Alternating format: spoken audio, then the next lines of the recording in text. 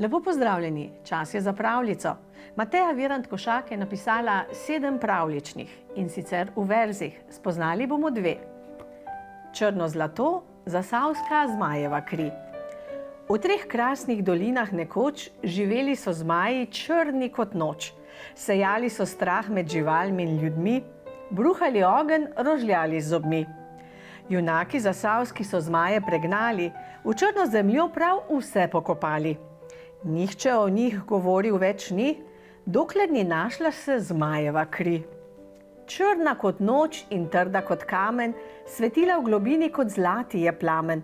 Kmetom odkrila, kaj kmalu je moč, in čredam živine bila je v pomoč. A najveličastnejše čudo, veselje, gorelo v kamnu zasavske je zemlje.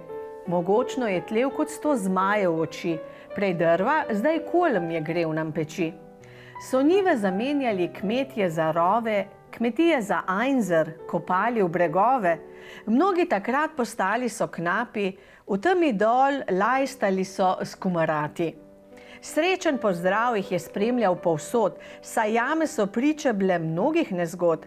Naš premog poznali so širom sveta, saj kulm takrat se dobro proda. Gradili smo ceste in hiše s kupčijo, so havzi nastajali kot s čarovnijo. In nekdaj gorje črnih zmajev nebo prineslo je danes nam črno zlato. Druga zgodba pa je Funštrc, knapovsko sonce. Ljudje v Zasavju od nekdaj imeli so prav hud značaj. Skrivnost menda je bila omleta, trdijo fantje in dekleta. Recept je zanjo mama skrila, a pesem znova ga odkrila. Zato preberi navodilo, če imel bi Funštrc za kosilo. Za anduht zberemo dobrine, požmohtno že cedimo sline, nemirno gledamo na uro, da sprobamo to recepturo. Na hitro se obrnemo in s firtuhom ogrnemo, da naumaže se nam srajca, ko piški maznemo 3 jajca. Mlinar nam namelje moke, mi pa pljunemo v roke in v čudežno posodo vlijemo še kislo vodo. Naj kiper buš mogočno greje, da fandelc se široko smeje. V špajzi zdaj še mast nas čaka, pujska našega korenjaka.